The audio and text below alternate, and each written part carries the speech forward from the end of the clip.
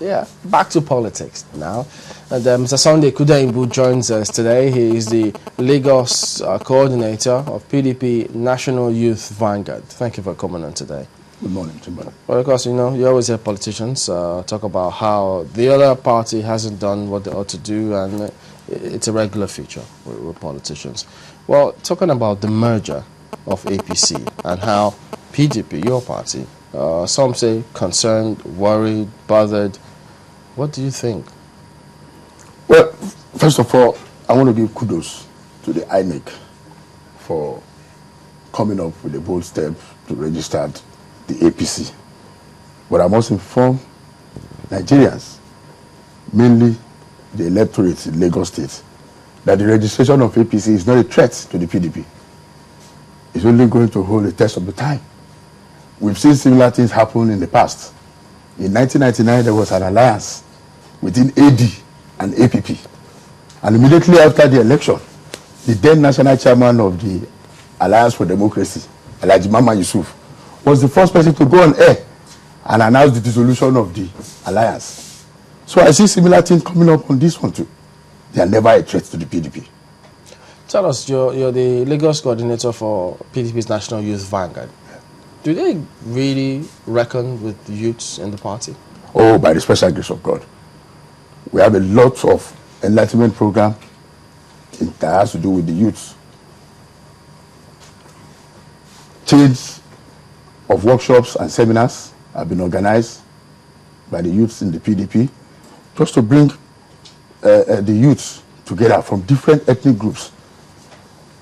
And the membership for the PDP National Youth Vanguard is open. Open not only to the existing members of the PDP members, to technocrats, captains of industries, lovers, and sympathizers of the People's Democratic Party.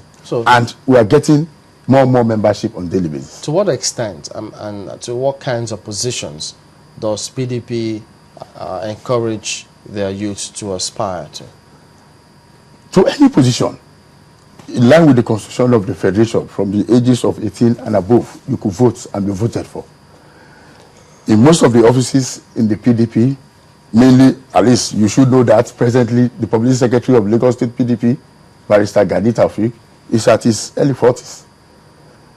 So a lot of all other things like that are encouragement the PDP is giving to the youth. What did the youths in the party feel when you had a 63-year-old, they said it was a youth, who was heading the youth section of the party? What happened in that case? Yeah, you see, let me correct one impression. That was the former national youth leader of the PDP who has resigned now, because by the special grace of God, in a couple of weeks we'll be going in for a national convention. But it is not the age that really mattered this time around, even when he was the national youth leader. It's the agility, it's the competence. And you know that the People's Democratic Party in our congresses, it is zoning. It was zoned to their zone in the northwest. But was it zoned to a 63-year-old person? It was not zoned to a 63-year-old person. But let me tell you one thing. One thing we must learn to know is that even with the youths who are upcoming, we have a lot to learn from our elders too. There is a popular saying that the young shall grow. That does not mean the elders should die. The elders too should grow older, because we need their wisdom, knowledge, and understanding to aspire more.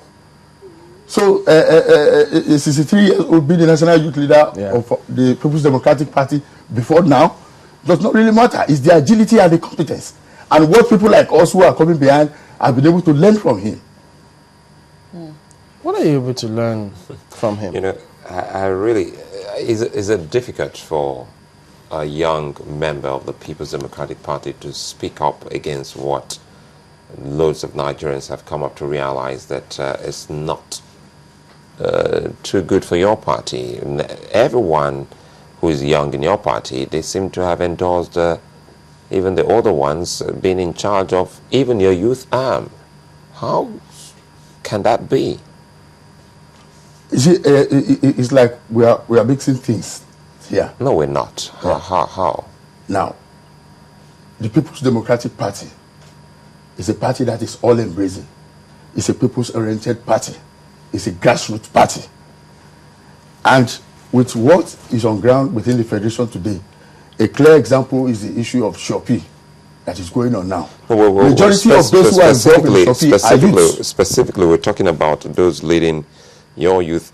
Chamberlain started off by saying that, well, yesterday we had your chairman here, Yes, sir. and we talked about the youth leader who was in his 60s then, and we wanted to find out how young men like yourself and even Taufik Ghani you mentioned will be there to let an older person take the toga of a youth, and you say is in order.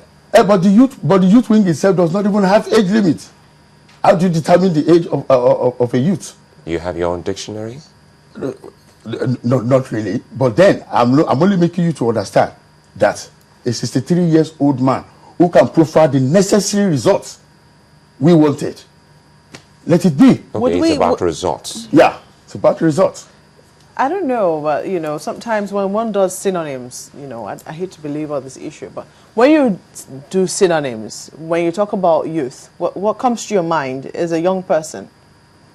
Of course, but that does not really mean a youth should be a 20 years old person who has to see himself at the ends of affairs. Possibly not. Possibly not. I mean, the person doesn't have to be. You just talked about a 20-year-old person. When I talk about a 20-year-old person, you can definitely and clearly say that person is a young person. Of course, I agree. At what point would we begin to say that somebody is old or elderly? I think an elderly man should begin from possibly the age of 70 and above. If you're 50, you're a youth. At 50s, you are still very young. 60? Of course, at 50s, you are moving closer to the position of the elders. What about companies who say that people should begin to retire from 55 to 60? What do we do about those, kind of companies? If you are asking those at mid-50s or late 50s to retire, it's a very good avenue to give room for the younger ones. They're supposed to be, exactly. So you can also say that, I just hate to belabor the issue, but we should, ordinarily, let's leave politics out of this. Yeah. Ordinarily, when we're talking about young persons, we're usually looking between, say, from 40 below, thereabout. If we're generous, we say 45 downwards. I'm not sure that we always categorize 50-year-olds as youth. Of course. Or young people. I want to agree with you. With me. I want to flash back to the then former military head of state of Burkina Faso, Thomas Sankara then.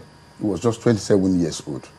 Then we could remember vividly that even in Nigeria here, we've had a General Gowon who was 29, almost 30, when he was head of state. And yes, we get the necessary results the country wanted as at then.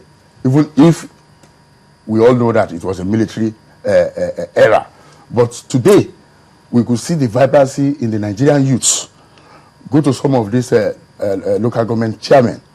We have some who are very, very young people, and they are profiling the necessary solution. But where did they get all these ideas from? They might have learned one or two things from the elders. And that is why we are not saying that because the youths, we want to come on board, we want to take position as far as the entire nation is concerned, we still need the wisdom, knowledge, and understanding of the elders to move ahead. Okay, take care. Now let's look at, yesterday we had a young lady here who is a peer of the youth wing of former CPC or so. No, not former CPC, the APC Youth Forum. APC Youth Forum. Now, she was also talking about a debate. Do you see youth taking on themselves ideologically in the political sphere? She was saying something about organizing a debate between APC and PDP. Would you like such a platform? No problem. It's all welcome. It's all welcome, and I stand to challenge her, including all other of their major political parties, to come on board anytime, any day. This is beyond elections, and this is beyond elections and politics. But in terms of looking at our future as a country and saying this is where we are hoping to be in the next how many years, and this is the road we think, ABC will say this is the road we believe we should take. PDP will say no, we believe this is the way to take. Do you see that kind of ideological, robust debate coming up? I foresee it, but it's unfortunate that the lady in question I think I overheard her making one or two statements to yesterday. I see her as somebody who has idea, but unfortunately, she's pitching her tent or affiliating herself with the leadership of the APC that does not have anything to offer. So